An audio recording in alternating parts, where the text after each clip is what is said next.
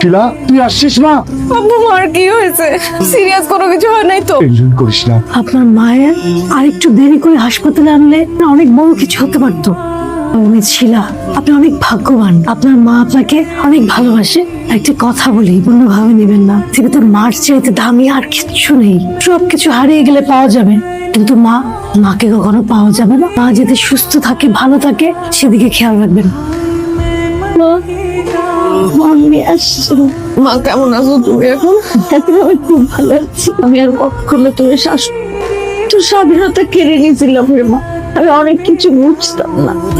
আমি যেখানেই থাকি, আমি চাই আমার মেয়ে ভালো থাকবে। আমি তোকে আর কখনো শাসন করবো না। না মা, তুমি আমাকে শাসন করবা। আমি আজকে বুঝতে পারছি, হ্যাঁ, শাসন ছাড়া সন্তান কখনো ভালো থাকতে পারে না।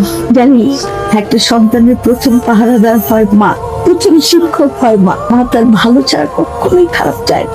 10টা মানুষ আমার মেয়ের চোখের দিকে তাকিয়ে বলবে আপনার মেয়েটা খারাপ, যেটা আমি সহ্য করতে পারতাম না। আমি চাইতাম সবাই বলবে যে আপনার মেয়েটা পৃথিবীর শ্রেষ্ঠ মেয়ে। তোরা দুইটা তো